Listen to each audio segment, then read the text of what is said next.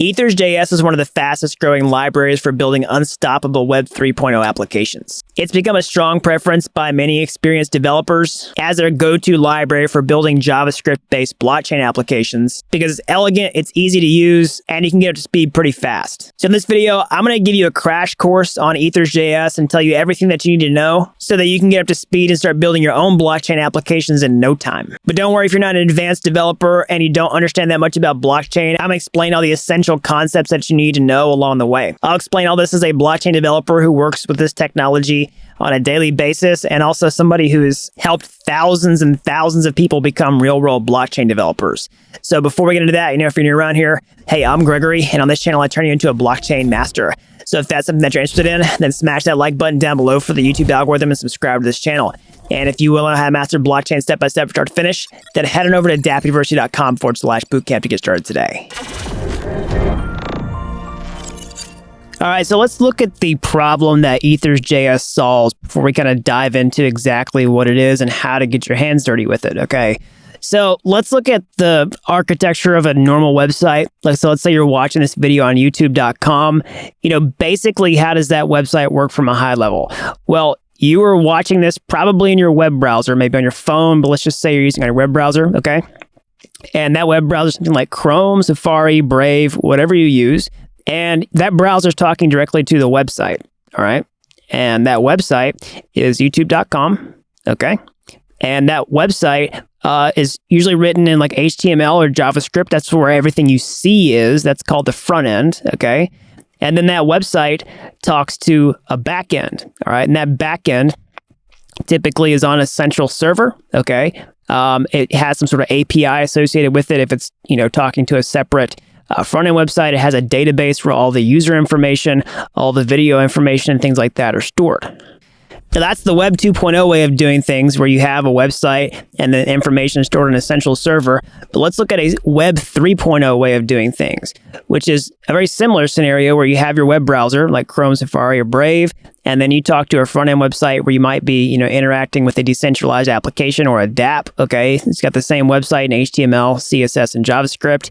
And then instead of talking to a backend, that might talk directly to a blockchain, okay? So instead of, having a central server here where all the code and the data for the application is on a server, it's on a blockchain instead. That's replacing the backend in this case. So we have blockchain and smart contracts. And so if you want to learn to create something like this, where you want to create a website that actually talks to a blockchain, then the critical piece to understand is how to get this front end to talk to this back end, website, whatever it is, to a blockchain so that you can interact with smart contracts and also get information to the blockchain itself and write information to the blockchain.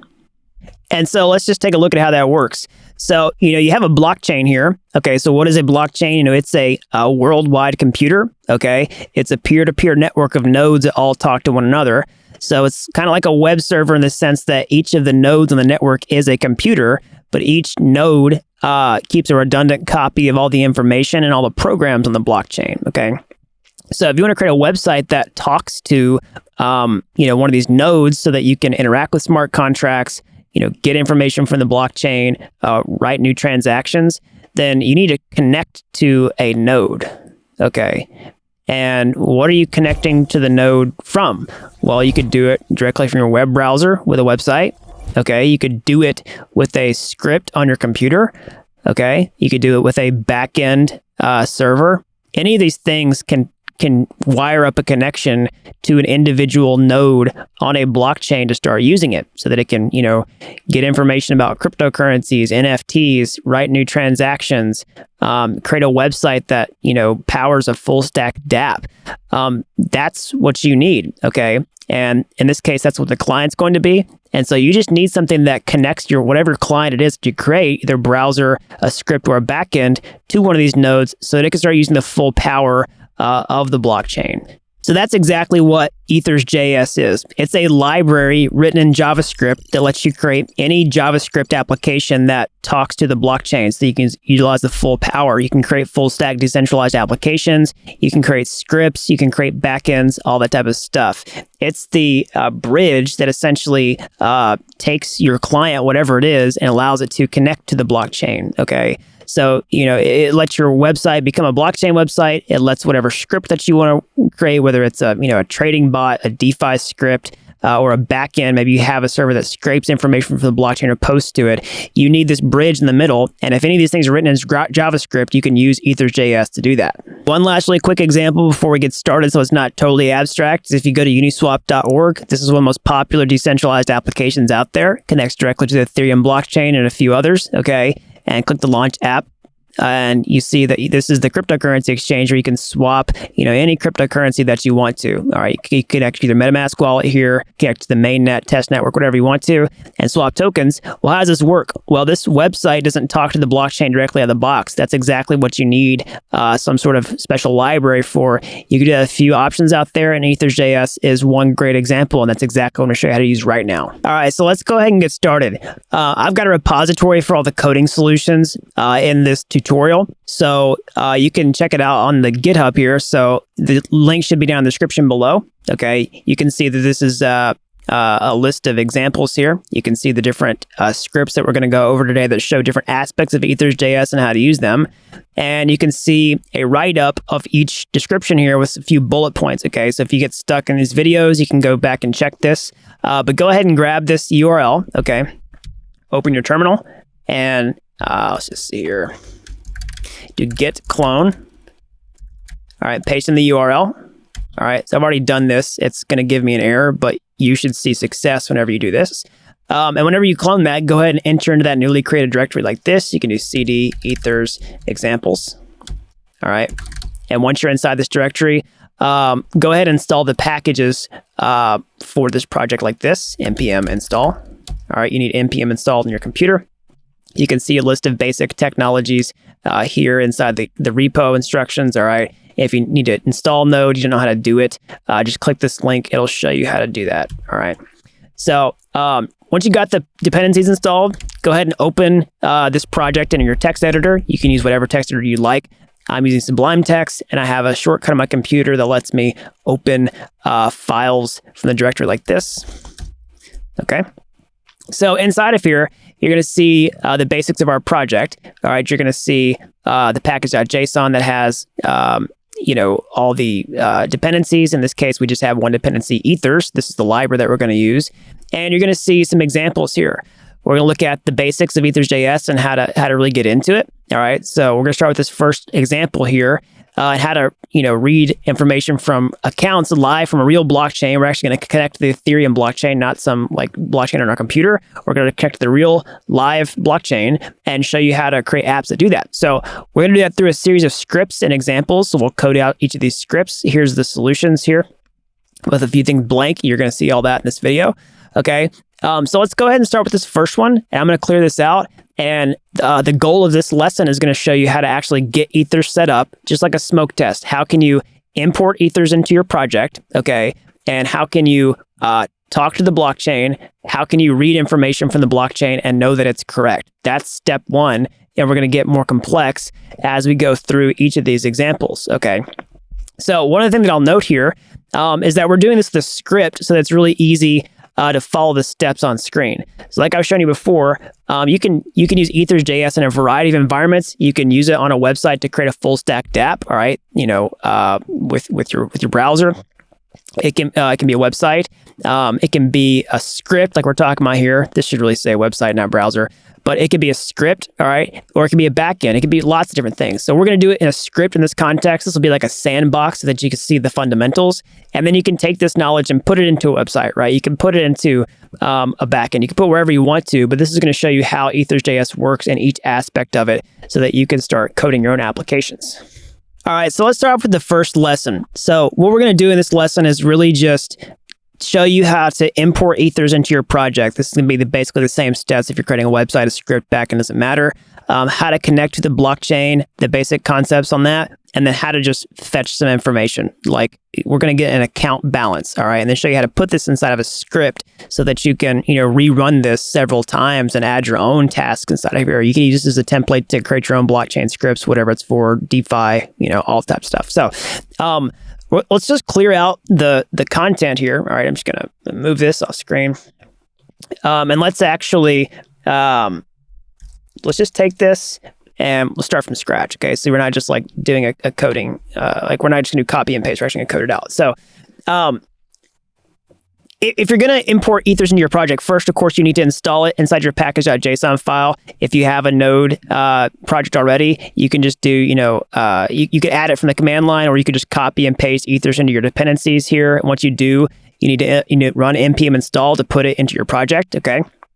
But then when you have a JavaScript file that actually depends upon Ethers.js, then you need to import it at the top, okay? So you just do it like this.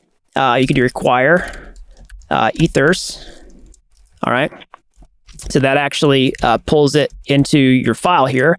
Now we want to store it to a variable though. So you do that like this in JavaScript, you go const, and then you do ethers, all right? And then you say equals this, all right? And now you have ethers into your file. So that's how you pull it into a JavaScript file. Now, whenever you have ethers in your project, if you want to use it to actually talk to the blockchain, then we need to do exactly what I was showing you before in this diagram here about how to get your project or your file, your script, whatever, to actually access an Ethereum node. So what we're going to do in this case is actually use somebody else's Ethereum node, because you could run an Ethereum node yourself. It's very hard to do because it takes a long time to set up, and it also takes a lot of space to run, a lot of resources. It's not really practical for a lot of people to do that, especially for developers who just want to deploy applications. There's lots of reasons why you would run an Ethereum node, but just to get started with blockchain development doesn't make sense. So we're going to use somebody else's. So we're going to go to Infura for this. There's lots of different node providers out there. You can sign up for Infura for free, okay? But what you want to do is actually go inside Infura, create a free account, and you want to create an app, okay? And whenever you create an app inside of here, you'll create a project, you'll give it a name, and then you'll see API keys inside of here. You'll see a project ID, project secret, and you'll see this endpoint here that has your entire mainnet Infura IO URL. So you want to create this and save it and come back to it in a second, right? That's one piece of information that you need. You're going to see where that goes in a second, but go ahead and do that step, and it'll make sense momentarily. All right, so now that you have that, you technically have this part of the equation, all right? You have an Ethereum node or somebody else's Ethereum node, and you have access to it because you have this URL that you just copy and paste to your project. That's kind of what this URL does. And you have this client, okay, that's actually going to talk to this. So you have most pieces in place. All you got to do is put them together. So let's talk about how we do that. So first of all, let's talk about the protocol. All right, so the protocol that blockchains use, in this case Ethereum nodes, to access information or transmit information is what's called JSON RPC. Okay, so basically, if you're using this website right now, like you're usually fetching this information over like HTTP. That's for just Web 2.0 communications. All right, but if you're up to a node, you use something called JSON RPC.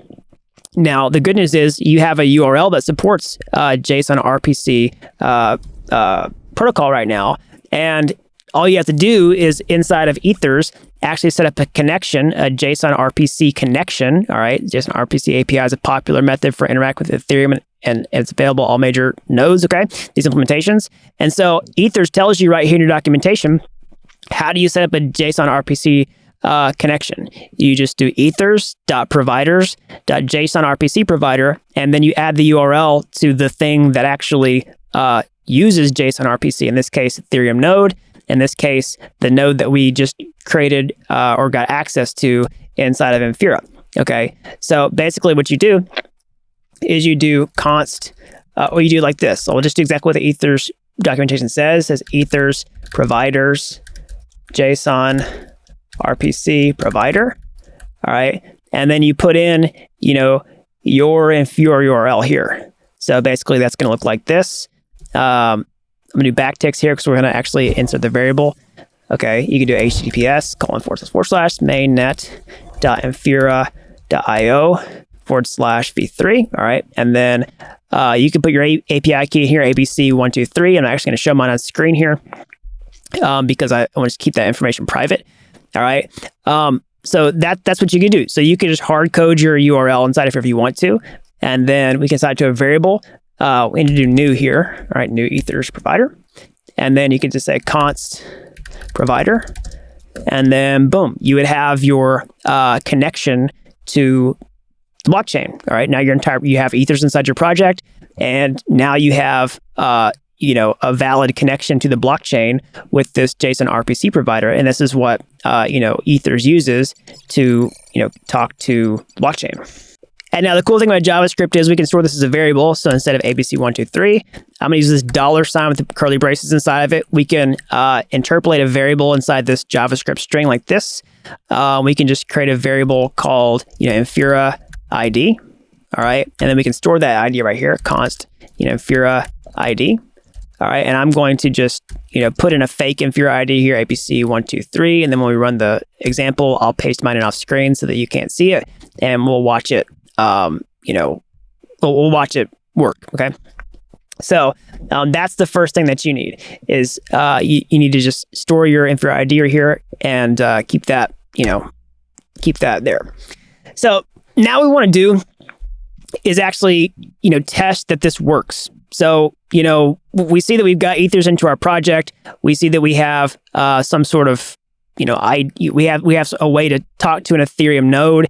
Now we want to make sure that it actually works.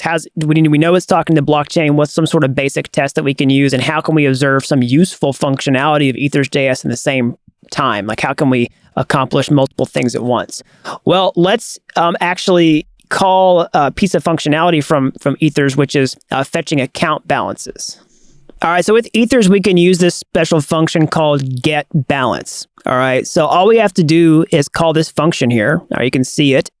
You can call it on this provider variable, so provider getBalance, and all you have to do is pass in an Ethereum address. So, an Ethereum address is for like your username on the network. If you have a MetaMask wallet, you'll see, your account right here. Like, you can just copy this. That is your account address. Okay. So really all we have to do is call this function and pass in an address on provider. So we have provider right here. We just created it. We can say provider dot get balance. All right, and then pass in some sort of address. Okay, so you can copy and paste your MetaMask wallet. What I'm going to do is actually find an address live on the mainnet. Right, we're going to look at its balance because we want to actually check that we're talking to the blockchain properly, and that we can fetch that information and see something cool in real time. So I'm just going to go to Etherscan and actually find a really high balance wallet. So I'm just going to paste this one in here. This should be the one that's saved in the coding solution down below, and you can see this has like a lot of money. Okay, I think this is over $5 billion, almost $6 billion worth of Ether. So we're just going to copy this address. All right, it should be in your coding solution, and we're going to paste it in. All right, and we could just fetch the balance like this. Say await, and that will show us the balance. But let's actually assign it to a variable. So let's say const balance. All right, and then that'll work. We'll be able to log this balance out to the console and actually see it. So how do we want to do that? Well, we could do console log, and we could just say, we should put the balance in here, and then that would log out of the console. Okay. But what we want to do is actually be able to use this async await pattern. And in order to do that, we actually have to wrap this in an async function. So what do I mean by that? Well, you can't just do this, really. Okay. So the asynchronous nature of JavaScript, blockchains are slow. We want to make asynchronous calls. So asynchronous means that you can basically just make the call and execute the next line of code without having to wait for this line to finish. The code can keep executing, and you could do like a promise chain here. But we actually want to do, we want to, in this case, wait for the function call to finish before we get the variable, get the value. Because if we just, if we just took this off and said balance, it would just return a promise, okay, and that wouldn't actually be useful to us. Okay, so we want to just say await, but in order to use await, we actually have to use an async function like this. We say async, all right, and then we put in this, and then we wrap it here, okay, and then now what we want to do is actually say const main. We want to assign this function to a variable. I want to call the function here. Okay. And so we can do that. We can log the balance. But now what we want to do is actually add some formatting. And so I want to save this to a variable here and say const address equals this. Okay. And I want to actually add some better formatting. So we'll do it like this. So I'll add the address, see the balance here, and then say each balance of this address is ethers.utils, format ether, and then basically we're going to put it out there. Okay. So let's go ahead and run this script, and we'll explain a couple more of the details, and we'll just check that it's working properly. So what we're going to do is go to our terminal here, and we're going to run this script with Node.js. So the cool thing about Node is as a script runner, we could just say Node. It's going to let us execute any Node-based script like this. So we say Node, and then pass in the directory. We say // which is just our current directory, and then say examples, and then say 1_accounts. All right, hit enter. And boom, there we go. So we can see that it worked. So ETH balance of this account is this. It's a lot of ETH. Okay. So it works. All right, let's explain everything inside here. So again, we connect, we pull Ethers into our project. We set up the connection like this. We store the address. We get the balance, and then we do console log. And console log is that thing that actually writes this out to the screen. Okay. And here what we do is we actually format the balance in Ether. Okay, so out of the box, basically, Ether is expressed with from smart contracts in the blockchain. They don't store decimal places, and so if you were going to see this written out, it would look like this. Okay, so basically, it would look like this. Let me just pull it out here. It would look like this. Okay. You can see that there's 18 decimal places after the 0. 1, 2, 3, 4, 5, 6, 7, 8, 9, 10, 11, 12, 13, 14, 15, 17, 18. That's because Ether has that many decimals after the 0. You can think about it like US dollars. US dollars has 2 zeros after the decimal. I think I said decimals after 0. I meant zeros after decimal. So basically, with tokens and Ether on top of the Ethereum network, the standard is to have 18 zeros after the decimal place. Just like dollars have 2 zeros, many cryptocurrencies have 18. And so in order to format that, you convert it to the Ether value, which adds the decimal, bumps it over 18 places and shows you where it's supposed to be properly. Okay, and that's exactly what this utility is for. Ethers.utils format Ether, and you pass in the balance. It converts it from Way, which is sort of like Ethereum's penny, to Ether, the proper formatting. All right, so that's it. That's how you connect your project to the blockchain. You pull it in here. You add the connection here. We've talked to the real live blockchain. We've got an account. We've run the script, and we've seen the output into our console. So we've come a long way in this lesson. Let's go ahead and move on to the next one. All right, in this lesson, let's talk about how to interact with smart contracts on the blockchain. So really quickly, if you're not familiar, what are smart contracts? They are programs that run on the blockchain. In this case, for Ethereum, they're written in Solidity and other EVM-compatible chains as well. Okay.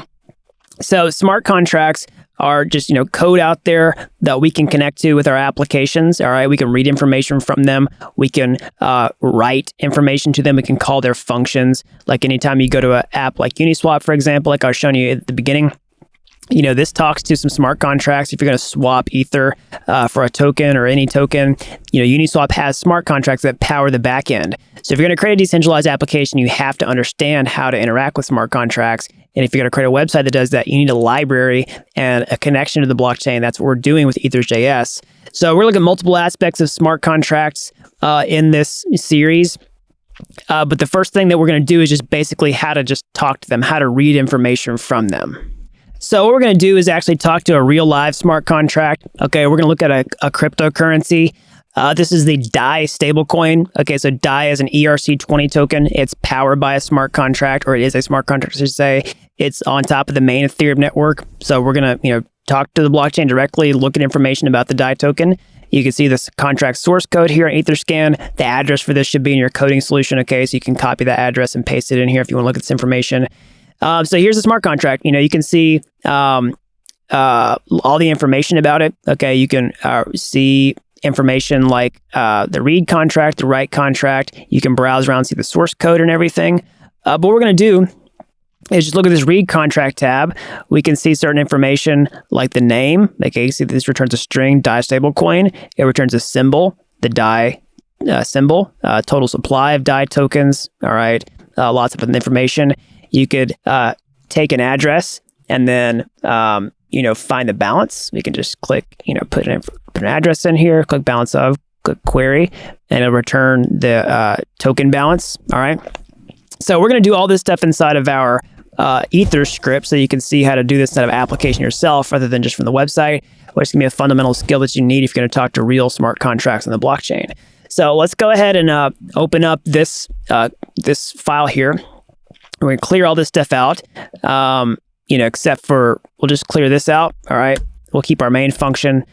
We set all this scenario up in the last tutorial, so I don't want to just do the same stuff twice, but we'll take out the important parts. So we'll just start off by importing Ethers. That's the same as our last lesson. We showed you how to do that. We showed you how to create your connection to the blockchain and create a new provider. So that's the exact same. And then we have a function where we'll actually execute the code, that we'll write in this lesson. And then we'll add some more details here about how to actually pull that information in and talk to the smart contract. All right, so in order to talk to a smart contract with Ethers.js, you have to set up a new contract object with Ethers. Okay, so you can see that from the documentation like this. You can search for contract over here. You can find this on the Ethers documentation. You just do new ethers.contract, capital C, and then you need 3 pieces of information. The address for the smart contract on the blockchain, the ABI of the smart contract, I'll tell you what that is in a second, and then the signer or provider, okay? So let's take a look at how that works. So first of all, the address for the DAI token, we have that. You can just go find that here from Etherscan, copy that address, right, and save that. The next thing is the ABI, all right? So what is the ABI? The ABI it stands for Abstract Binary Interface. That just means a JSON object, okay, that describes how the smart contract works. It describes the interface, which basically means what functions does this smart contract have? What are the function arguments? What does it respond to if we're trying to read information from it? If we're trying to call a function, like what functions does it respond to? And we just store it in JSON. That's this big blob here is. You can't really make sense of it, but we'll see how it, we'll see how it makes sense in a second, okay? And then you need the provider or signer. In this case, we have provider. So provider something in Ethers, it just gives us information. We've already saved that. So we can copy the DAI address like this, okay? Save it to a variable. This is the DAI contract from Etherscan. And then next thing that we need is the ABI.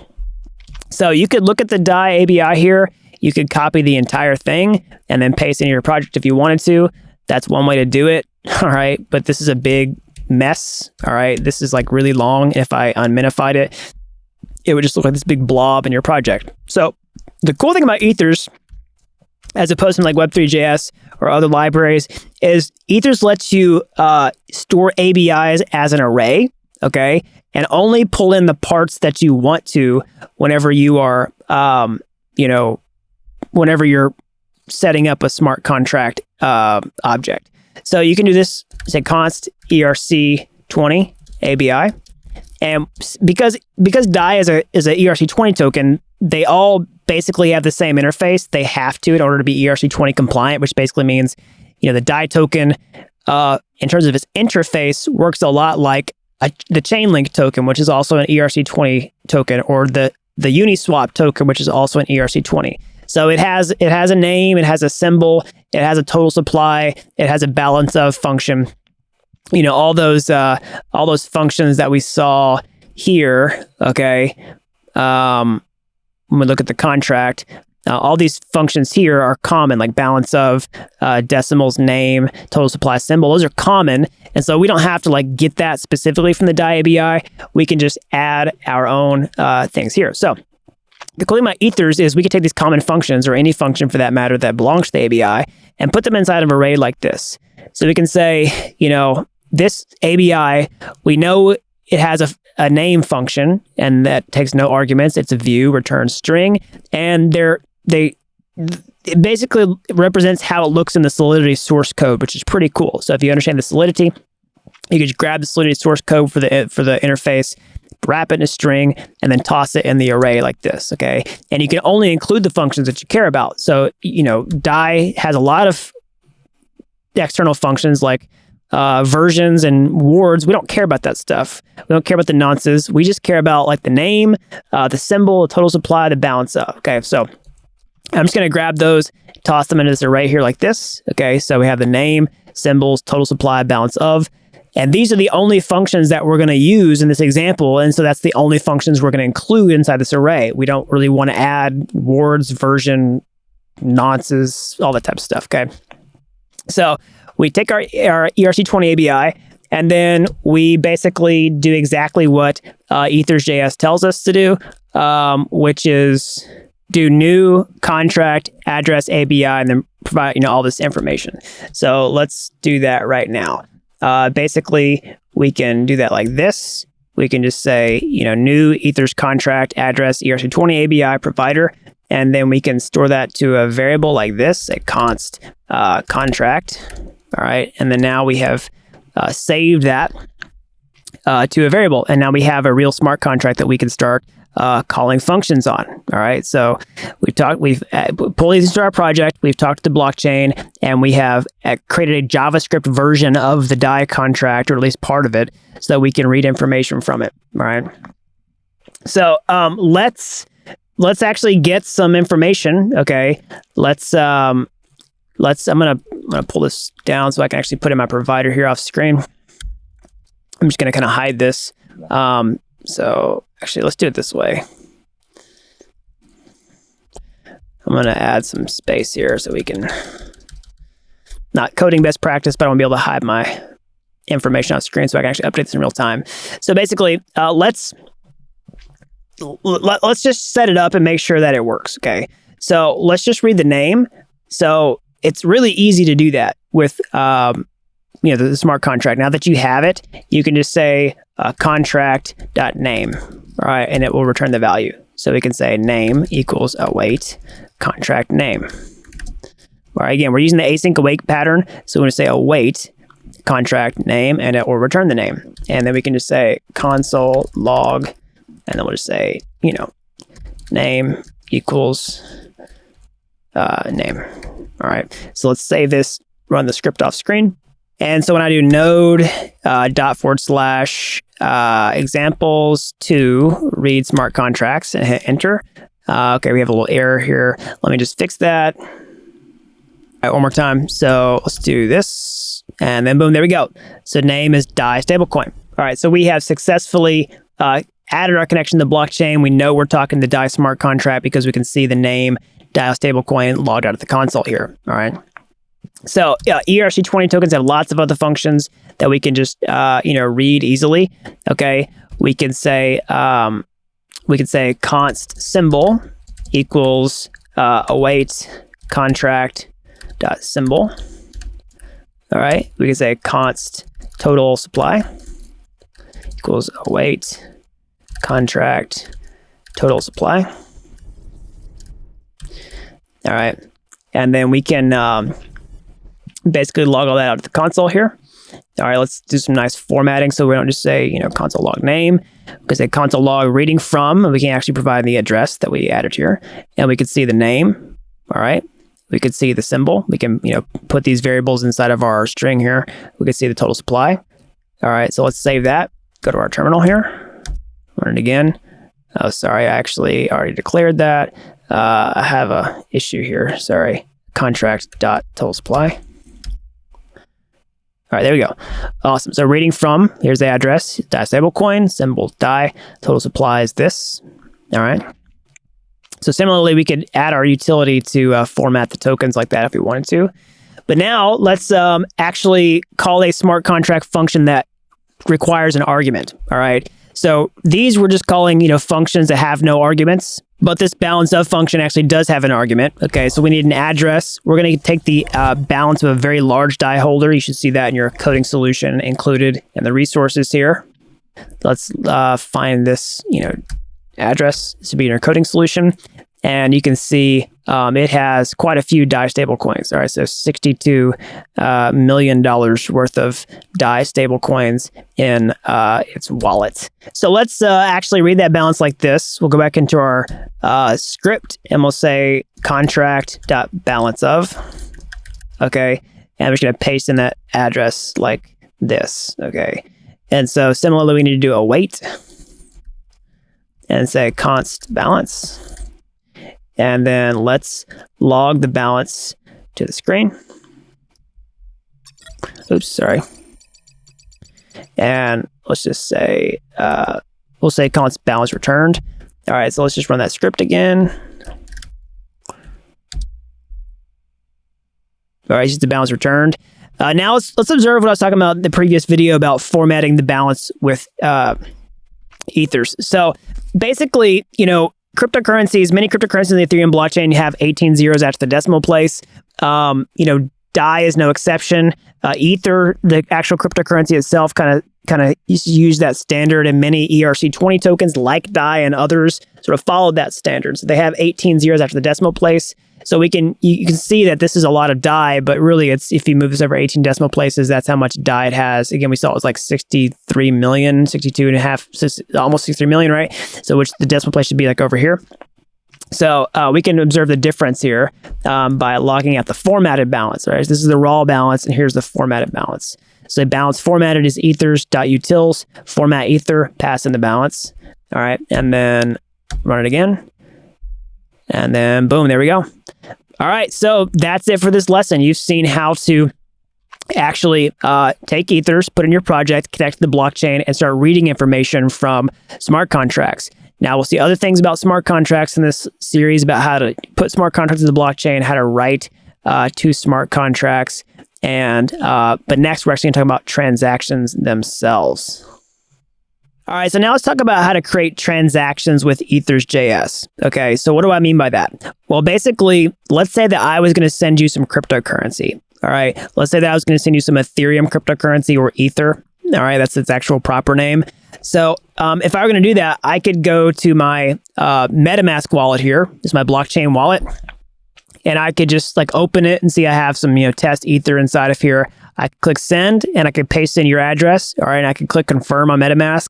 And it would then, send Ether from my account to yours. So that's an example of a basic transaction on Ethereum. So Ethereum supports lots of different types of transactions. It supports basic transactions like that. It supports complex transactions like smart contract function calls with lots of instructions. But this is really just a transaction that just says, take Ether out of my account and give it to your account. So really everything on top of the blockchain is a transaction. Anytime you write new information, the blockchain is a transaction. If you look at latest transactions here, I'm just going to inspect a random one. Okay, so this is an NFT mint. All right, this is the steps inside this transaction. It's like tokens were transferred from this account to this one. Okay, you can see what it is on Etherscan. You can look at other types of transactions. Let's just pull up a random one. All right, literally just whatever this is. Right, it's look like a contract interaction. We can see this type of transaction. Let's see if I can find one that's just an Ether transfer. Yeah, here's an Ether transfer. So basically, this is just from this account to this account. So it has basic instructions. 0.0054 Ethers is $16, and then here's the transaction fee paid in gas. Okay. And then here's the gas price. And yeah, it's just a simple transaction. This person sent Ether $16 from this account to that one. So this is a really basic type of transaction I'm going to show you how to do inside of Ethers so that you can understand how to write information to the blockchain. That's the really critical thing here. Anytime you're, doing something on the blockchain in terms of activity, you're not just consuming information, you're writing to the blockchain, right? Like read, write, execute. So we read information in the last tutorial about how to, read information in smart contracts.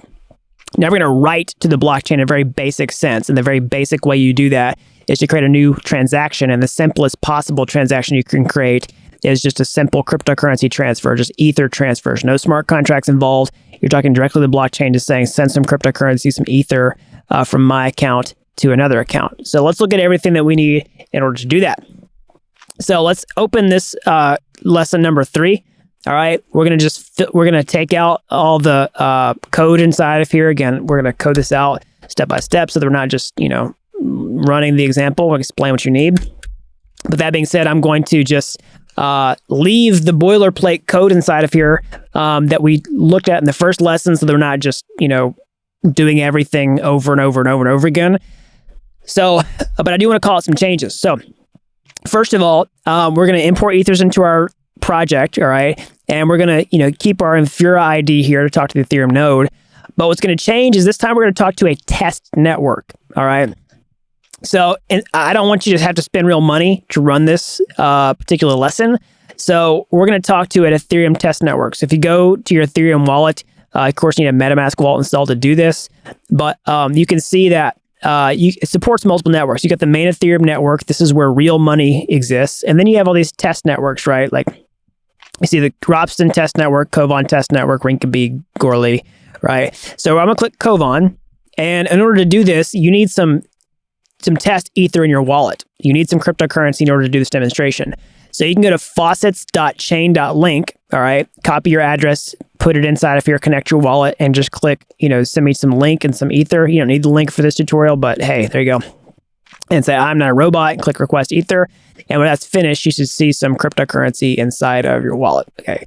So once you do that, go ahead and copy your account. And also, before you do this, use a test account for this demonstration, all right? We're actually going to export your private key, which is like your password to your wallet. So do not use a live wallet that you store real cryptocurrency that you could lose for this demonstration, okay? Create a new blank MetaMask wallet.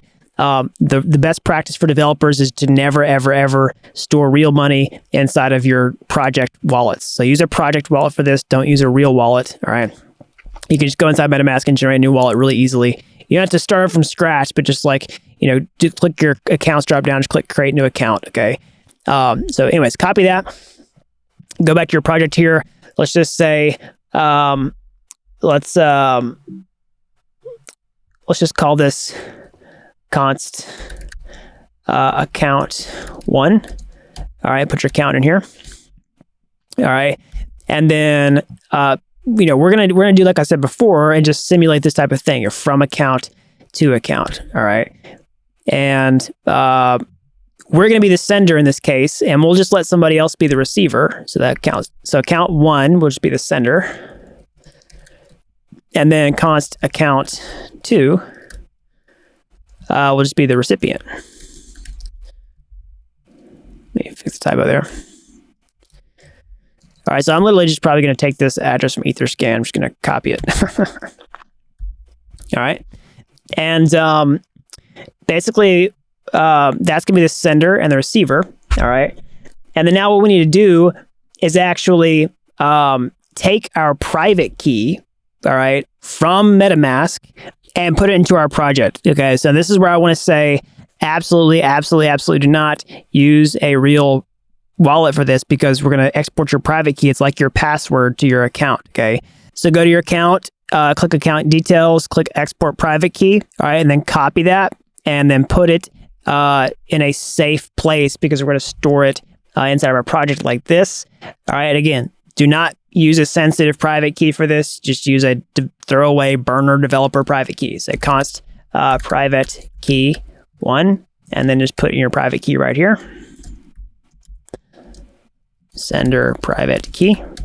All right, so I'm not going to put mine in just yet, but you actually want to put your private key inside of here, just like you have your Infura ID. I don't put mine in here for this tutorial because I just don't want to reveal them on screen, but you actually need your Infura ID and you need your private key, okay? So now what we're going to do is actually set up an Ethers wallet so that we can send cryptocurrency from this account with the private key in order to show this example.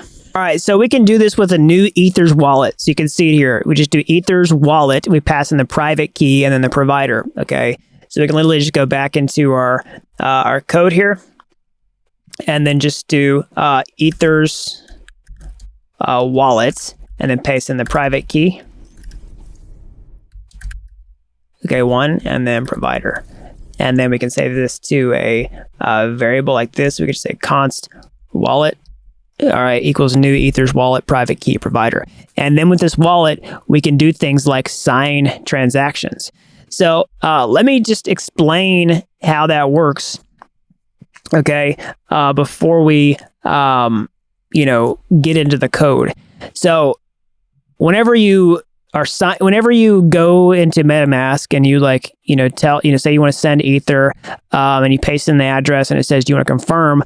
Whenever you click that button, you're saying, sign the transaction. So, MetaMask knows about your private key.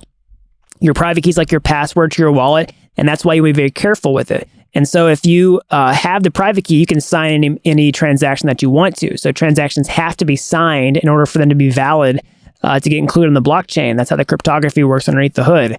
So, MetaMask is a wallet. You hear about being a wallet, and that's what we're creating right here. We're creating a wallet that can sign transactions with code where MetaMask has an interface. This doesn't have an interface. It's just inside your script here. And you're giving it the private key so that it can do MetaMask-like functions. So you could take this code and build your own MetaMask if you wanted to, right? So that's what it is. You have a wallet. You're creating it here. You're putting in your private key. It can generate your address from your private key because once you have the private key, it's like the keys to the kingdom for that particular account, all right?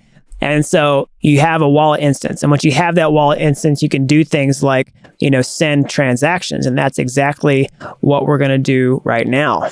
All right, so you can see inside the Ethers documentation, they have this function called send transaction. So now that we've created a wallet, we can just call send transaction on the wallet itself like this. Okay, so inside of our main function here, we can just say wallet, dot send transaction.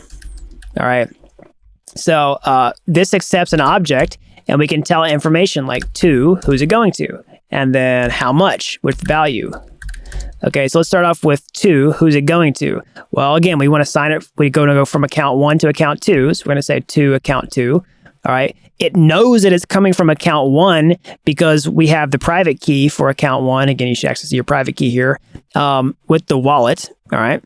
So wallet knows about the private key. That's the default from value. So the to value is this account 2 account that we pasted in here, the recipient. All right. And the value, we actually want to put in some Ether amount. So I'm going to format it like this so we can read it a little more clearly. And for value, we want to say ethers.utils parse ether. That's just a helper that lets us, utility helper that lets us convert ether to way values. Again, you did ethers utils format ether, but now we want to do ethers utils parse ether. And we want to send 0.025 ether in this transaction. Okay. All right. And then simultaneously, we want to say const tx equals await. Again, we need to call await while it sends transaction because we're doing this in an async function. And we want to save the transaction to a variable. All right. All right. So now what we want to do is actually, we could theoretically just run this and it would work. Okay. But we want to actually observe how it works with our script. Okay. So we want to fetch some information and log it out to the console. So basically what we're going to do is actually, send ether. That's what the command is, to send ether here. But now we want to actually see the information about the transaction. So fetch transaction. All right. So the first thing we want to inspect is we want to get the details about the transaction, right? Like who is it from? Like when we see this, we want to see some of this information on the screen. Okay. So we can log that out like this. We can just say console log tx. All right. But in order to do that, we want to wait for the transaction to finish. All right. So what's going to happen is whenever we do await transaction here, it's going to give us the receipt of the transaction, but we want to actually wait for the entire transaction to be mined. So what does that mean? So like if you're going to MetaMask, you're going to click like send ether. You'll get a confirmation back instantly that says like, hey, yeah, your transaction was submitted. But then like you have to wait for a little while before you finally see the transaction to be mined on the blockchain and actually included there. Okay. So there's two steps. There's submit the transaction and there's wait for it to be mined. So if you want to wait for it to be mined, you can say await tx wait, and that will actually wait for your transaction to be mined before you get the result and then log the transaction to the console. So that's what it is. All right. I'll just say wait for transaction to be mined. All right. And then we're going to print the stuff out of the screen. But now what we want to do is actually watch the balance change. Okay. So what we want to do is show account 1 balance before transfer. All right. And then show account 2 balance before transfer. And then show account 1 balance after transfer. And 2. So basically we want to see that Ether left this account and then went into this account. So Ether should decrease from this account and increase in this account. This should basically be 0 probably before here and some after. So we can just inspect the balances like this. You know, we can say await provider dot get balance. We saw this in the first example, right? We're taking information from the first tutorial and bringing it in. Account 1, const sender balance before. All right, and then we can also do this for account 2. So we'll just refactor this and say sender balance before, receiver balance before. All right, send Ether, wait for transaction, and then we can simultaneously we can also log those values out of the console like this. So console log sender balance before, sender receiver balance before, and then we can do the exact same thing after the transaction has been mined, and then log those out to the screen like so. All right, so let's save this and go ahead and run it. All right, so we can run our script like this. Let's just do node / examples and then say 3. All right, send signed transaction. All right, let's hope it works. It might take it a second. Sometimes these transactions take a second to be mined. And boom, there we go. All right, so we can see the sender balance before, see the sender balance after, and the receiver balance after has also increased. All right, so it worked. And you can also see that the transaction information was logged out of the screen. Here's like the type, the chain ID, the nonce, all the information that you would need to create a page like this on Etherscan is right here inside of your transaction receipt right here. All right, so in this lesson, I want to show you how to actually write to smart contracts. Okay, so we've seen a lot of different functionality for blockchain with Ethers.js, like how to, just read information from the blockchain, really basic information like account balances. We've seen how to read information from smart contracts. All right. So the first 2 lessons were read. All right. In computer science, we have read and write. Okay. We saw the basics of writing information in the last lesson, which is how to sign a transaction and actually send, Ether from one account to another. That's a basic transaction where you write. All right. Now the next thing is, let's talk about how to write smart contracts. So, like I was saying before, this is a fundamental skill if you're going to create a Dapp. So if you're going to create if you're going to create a blockchain-based application like Uniswap, for example, it's got smart contracts in the back end. If you're performing swap, then basically, you'd click, swap, and you would sign the transaction with MetaMask, but that would actually do a smart contract call. So you need to understand how to do smart contract function calls. You're signing a transaction when you do that. You're calling a smart contract. And so we're going to kind of put together multiple learnings from the previous lessons inside of this one. So instead of doing something crazy like trying to swap a token on Uniswap, let's illustrate the concept at a very basic level. We're going to actually send a token around. So we kind of built the last lesson. In the last lesson, we sent Ether around. So we said like, hey, we're going to send Ether from my account to another. We just found a basic transaction on Ethereum where we just said, oh, we saw a Ethereum cryptocurrency sent from one account to another. So similarly, in this lesson, we're just going to send cryptocurrency tokens around. So that's a really important thing to understand. We saw the DAI token before. DAI is a smart contract. It's an ERC20 token, whereas Ether is just a cryptocurrency native to Ethereum. It's not a smart contract, okay? So we used no smart contracts in the last lesson, and this one we're using smart contracts because the tokens built on top of Ethereum are powered by smart contracts. So we can call a smart contract function in a very easy way by just sending tokens, okay? So let's actually use, we're going to send some tokens, but which token do we want to use? So I want to save you from having to spend any real money on this. So we're going to use a test network, just like we did in the last one with the Kovan test network. So if you didn't see how to get some test cryptocurrency and set up your wallet, definitely check out that last lesson.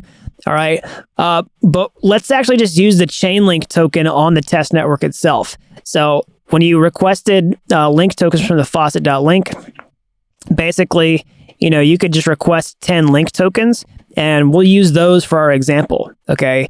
And just looking up the, link documentation, they show you where the link token is on Kovan. Okay. So it shows you where the faucets are, also shows you the address. So we can copy this. And you actually go to your MetaMask wallet and say, import tokens, and then put in the smart contract address here. All right. And it will say link, and it will show you add custom token. And you can see that I have 0 link. All right. So basically, I want to make sure that I get some. So let's just request some here. I'm going to do test link. I'm not a robot. All right, wait for this to finish. All right, so here's the information. So I may have put in the wrong address. You can see when you do link, let's look at the transaction hash, and we can see, wait for this to finish. All right. It should go pretty fast because it's on the test network. They don't take as long to mine. All right, boom, there we go. So we got 10 link tokens. So we can see here's the contract. Let's copy this contract, make sure it's correct. We can go to our MetaMask here and see that now we actually do in fact have 10 link tokens and that we have the correct smart contract address. So here's a transaction where tokens were transferred, okay? In the last lesson we saw where Ether was transferred, but here we can see the tokens were actually transferred. Here's the contract that was interacted with, okay? You can see the link token, all right? The link token has a contract, all right? And the contract actually has, well, you can't see it here, but it has a function on it called transfer. All ERC20 tokens have a transfer function. And so we're going to use the ERC20 token transfer function in this lesson to send tokens from the account that we just requested tokens from to a different account, all right? So let's go inside of here and, clear out all the information. Okay, we're going to take out the coding lesson. Okay, we're going to save the boilerplate stuff. We'll take out the contract and the address, all right? Take out the ERC20 ABI. And then let's save the stuff from the previous lessons because I don't want to just reinvent the wheel here. I showed you how to import ethers in the first lesson. We showed how to connect to the blockchain. Make sure you're connected to the Kovan version, okay? Save your account 1 and account 2 from the previous lesson, save your private key, and save your Ethers wallet that we set up. We don't want to reinvent all that stuff. We learned how to do that already, okay? So, but the first thing we want to do if we want to, talk to a smart contract, in lesson 2, we saw how to read smart contracts. We saw how to create a JavaScript version of the contract. We're going to use those same learnings to create a JavaScript version of the Chainlink token smart contract in the same way. All right. And then we're just going to show you how to call a smart contract function on top of that. Okay. So let's go back to Ethers and we can see, how to create a contract. Again, we just need the new Ethers contract past the address, the ABI, and that all that information. So basically, let's just pull it up here. So we need to start off like that. All right. We're going to say contract. And we say new Ethers contract. We already saw this before. Paste in the address, the ERC20 ABI, and the provider. Now we need to create those at const address is equal to the address from the chain link transaction. Okay. We saw this here, the transaction hash. All right. Okay. And we can see the chain link, go to the chain link token and copy the contract address. All right, put it inside of here. And we want to actually get the ERC20 ABI. So in this case, we only care about the balance of parts and the transfer part.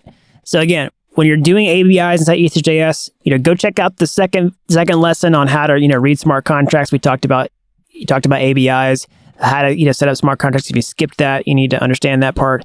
But basically, you just do function balance of. We're going to use that to read the balance so that we can actually check the balance before the transfer and after, just like we did in the previous lesson. But we're going to do tokens instead, and then we're going to get transfer to transfer, which is how we send tokens from one wallet to another. This is the function that we're going to call. This is the main point of this lesson, is to show you how to write smart contracts and actually call the functions, okay, and pay the gas to do that and create a new transaction on the blockchain. So let's do that. All right. So the core of that is really just this. Okay. We want to say, we're basically just going to say, we're just going to call the transfer function. Okay. That's what we're going to do. But what are we going to call it on? So we can't exactly call it on the contract directly. Okay. We actually need to connect to the contract with our wallet. So we do that in Ethers like this. We say contract.connect and then pass in the wallet. Okay. And then we can save that as, we can just call it contract with wallet for a simple name. Contract with wallet equals contract connect. And then basically we can just say, contract with wallet transfer. So we can't call transfer directly, on the contract. We actually have to connect the contract to the wallet before we do that. So it's 2 steps: contract with wallet, then contract with wallet transfer. Okay. And then just like the previous lessons where we want to actually, send an asynchronous function call to the blockchain, we want to use the await keyword here. So await, contract with wallet transfer.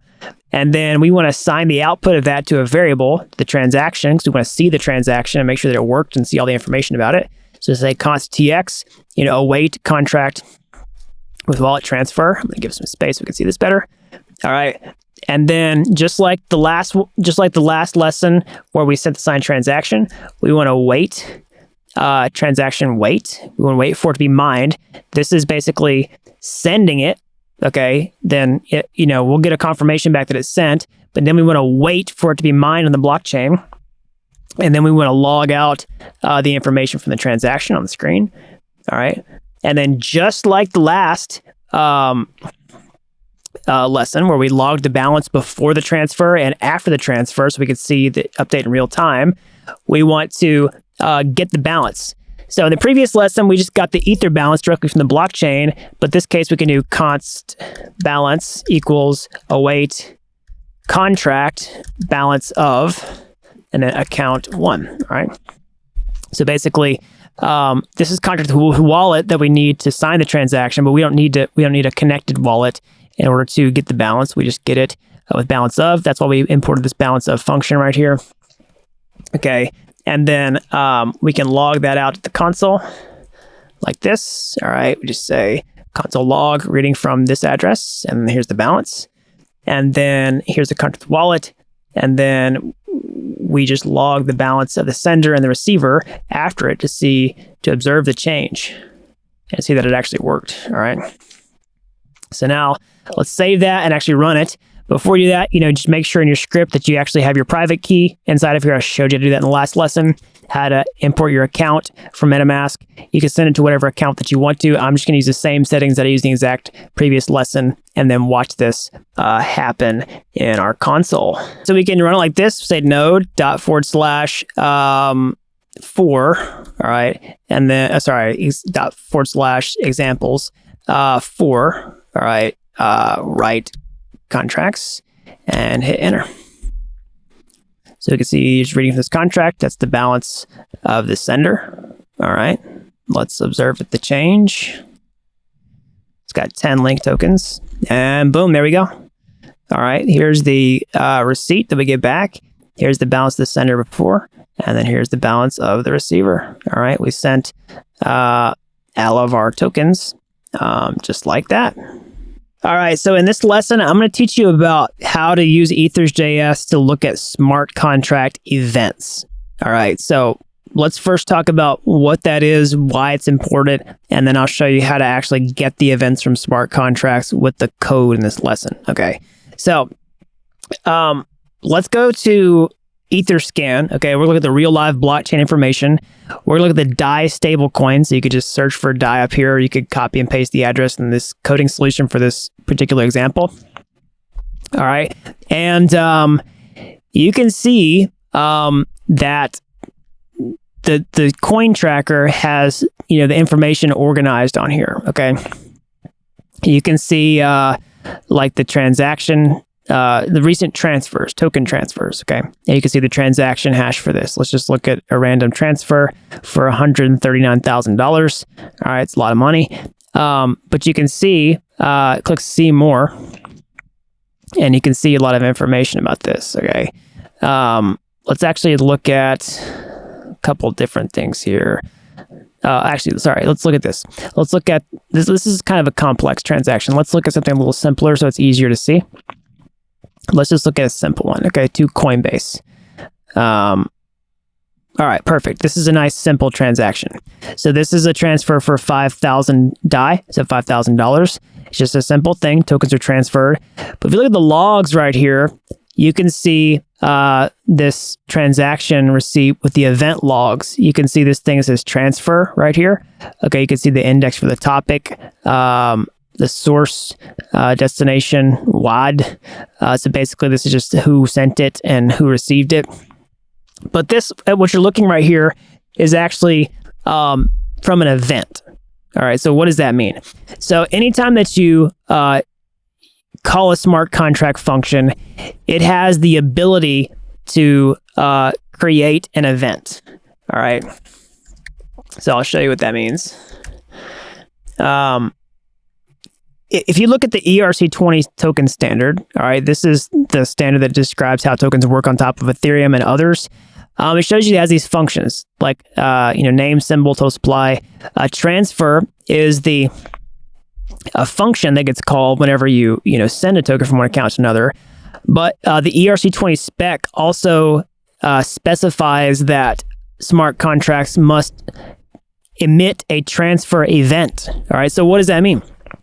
Well, basically it means the smart contract and the blockchain itself actually emits an event. It broadcasts to anybody that this transfer event happened. So, if you're in MetaMask and then, you click send and you push in the token address and then, you send tokens, and then MetaMask gets a nice little confirmation that pops up that says, boom, your tokens were transferred. It could do that a couple ways. It could just tell you that the transaction was mined, or you could actually have a website that listens for that event transfer, that there's a transfer that took place with your account, and it could, get that message back, and it could, automatically update the website. And that's what an event does. It broadcasts information that, hey, this transfer event on this token took place, and you have access to all those events. So you can listen to them in real time, or you can just use it to get all the recent token transfers that happen on the blockchain, because that's actually kind of a hard thing to do. If you were going to go find all the recent transfers on a page like this, it would be pretty hard, because you could take the entire blockchain and pull apart each block and then look for each transfer inside of it and find out which ones came from the DAI token. That's a really long, hard way to do it. Or you can just look at the DAI smart contract and look at the all the transfer function calls that ever happened. And the way that you do that is because those transfer functions have a transfer event inside of them. You couldn't do this for any arbitrary function call that does not have an event inside of it. But if it's got an event inside of it and it emits event in the blockchain, you have access to all those past events and then can therefore see all the transfer events that took place, which typically happen inside the transfer function. Maybe the transfer from, different story for a different day. But at the very least, we can see all the transfer events for the DAI token in this lesson, which is going to show us any time that a DAI token moved from one account to another, whether it was from just, sending it in their MetaMask wallet, whether it was swapping it on Uniswap, whether it was depositing it into a DeFi app, withdrawing it, doesn't matter. Anytime a DAI token moved around, we can find that information out by actually fetching all the events from the smart contract and showing those inside of our application. That's called the smart contract event log. Okay, and that's exactly what I'm going to show you how to do, and that's why you need to understand it. All right, so we're going to open up lesson 5 inside of here. I'm going to clear out all the, the stuff that we don't want. Okay, but keep the stuff we do want. So again, we're not going to reset up our Ethers connection. Okay, we've covered that extensively in previous lessons, but I want to clear out the main parts. Okay, so that we can actually write them out. So what do we need? Well, we need access to the DAI smart contract. Okay, just like we did in some of the previous examples. Okay, so you can copy that, DAI contract from Etherscan right there. Okay. And we can get the address and put it in here. All right, and then we want to create a new Ethers version of the contract. Again, we do this extensively in previous lessons, so I'm not going to repeat everything. But basically, we create a new Ethers contract. We have the address. We have the provider here. Now we need the ERC20 ABI. So again, we can construct the ERC20 ABI just to get the stuff that we care about. All right, so you could just take the code from the last lesson. And then, we can add the functions, but we can also add the events that we want. So this is just how the source code looks inside Solidity. Okay, so we just paste in the Solidity source code inside this, string here that goes inside the array. And this is the event that we're going to listen to, is the transfer event. And we're going to, log those out into our script here. Okay. So how you do this with Ethers is with this, let's just see here, with this contract query filter. All right, so you can say contract query filter and then pass in the event. It's like this. You can say contract query filter, say transfer, that's the event you want to listen to. And you could say, oh, wait, and say const transfer events. And then you could just log this out the console. All right, but there's a real problem with this, okay? If you do that, this is probably going to blow up, because if you just called that as is, you're going to look at every single transfer event that's ever happened on the DAI stablecoin, and you can see here on Etherscan, more than 13 million transactions have been found. That's showing the last 100,000 records. So you're not going to be able to load 13 million transactions very easily, all right, without probably hitting some rate limits on your Infura account. So, and also your fan on your computer might start spinning so fast, and it's just bad things are going to happen. So what we're going to do is actually add a filter. So what you can see is,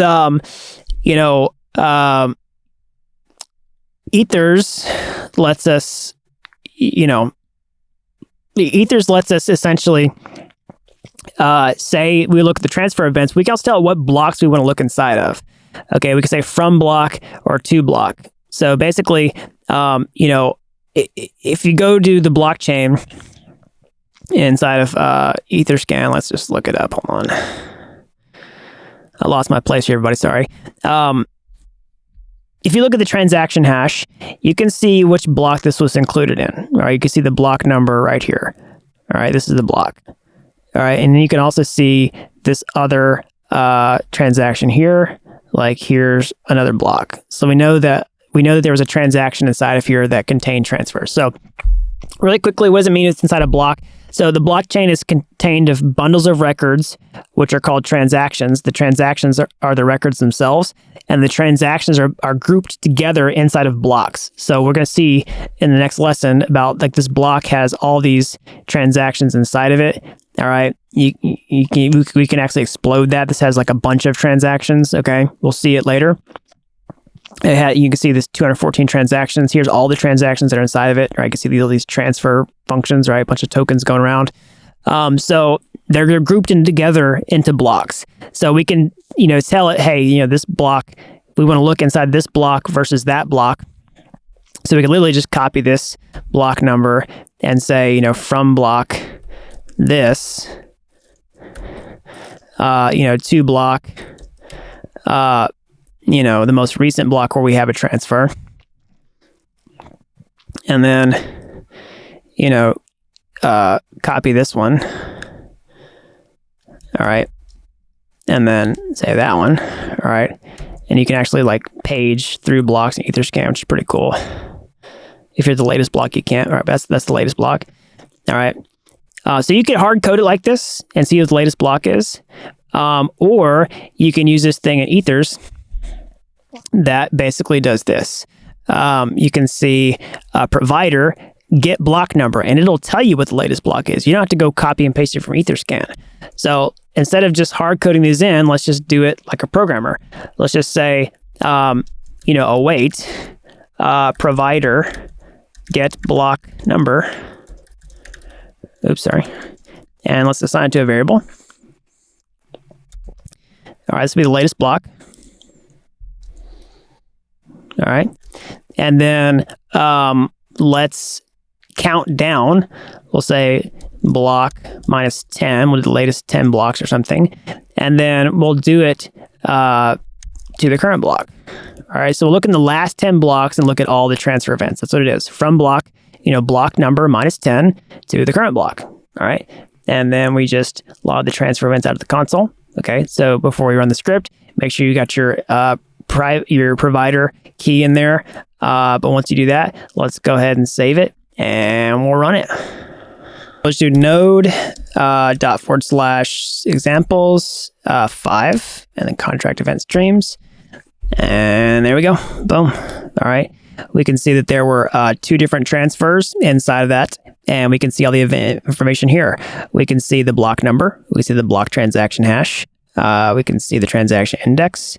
All right. And we can see the topics. And we can actually copy the transaction hash and go to Etherscan and, look at it in real time here. Let's actually go to the real Etherscan, paste it in.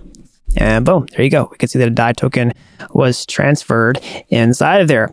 And so that is how you listen to events inside the smart contract, how you get all the past events and log them out into your application with Ethers.js.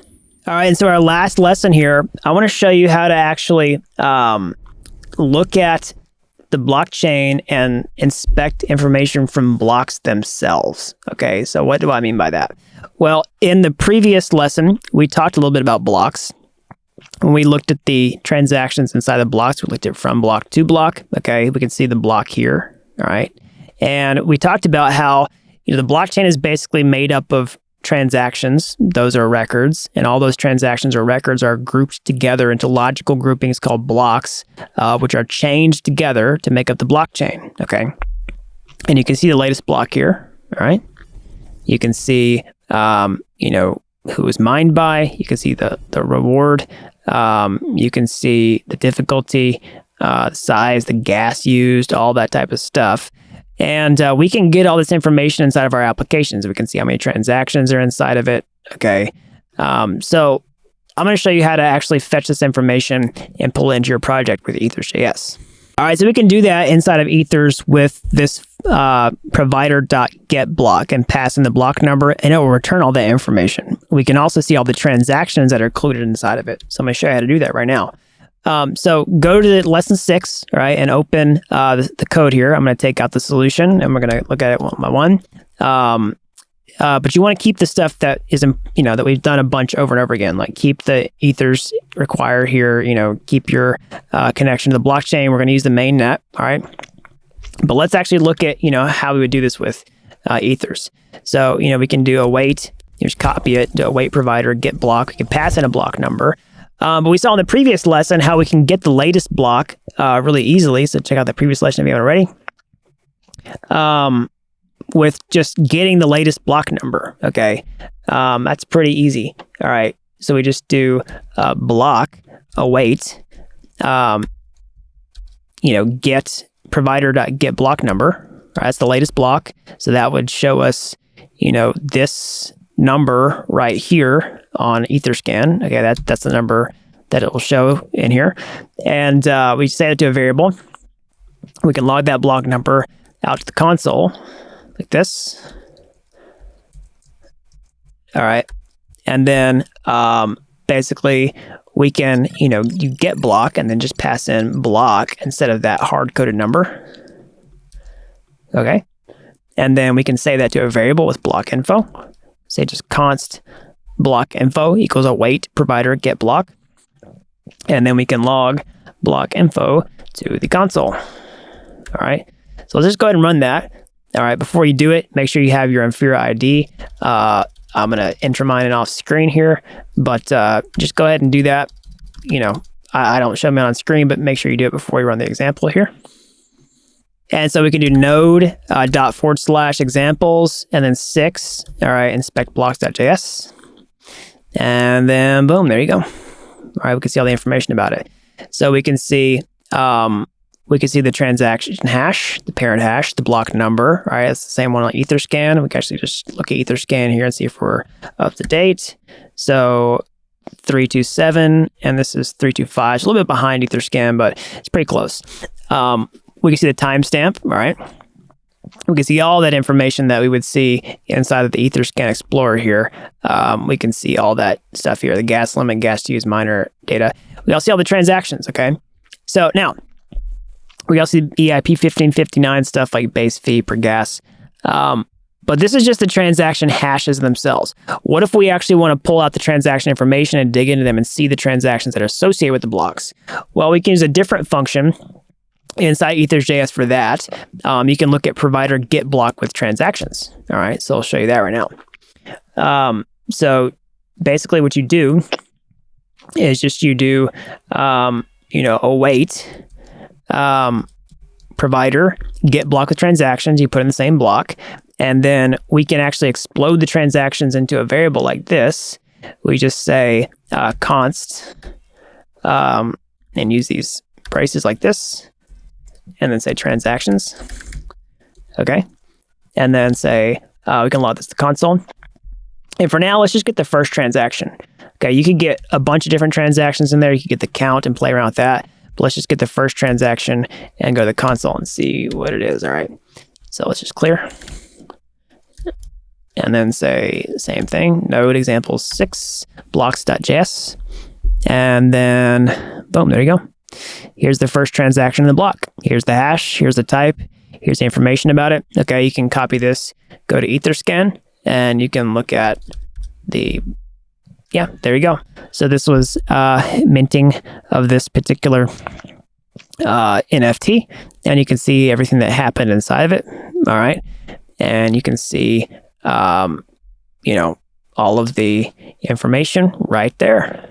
All right, so now what do you do with this information? All right, so we just finished the last lesson about how we inspected the blocks. We showed you the last transaction. So what do you do with this information? Well, you could take this, you could, do your own coding exercises with it. You could, instead of just seeing the first transaction here, you could use a for loop, all right, in JavaScript and actually loop through all the transactions and show them out on the screen one by one. You could do some math to say, I want to find the 10th transaction and kind of play around. If you're new to programming, you can play around some programming concepts to try to, exercise your chops inside the sandbox environment.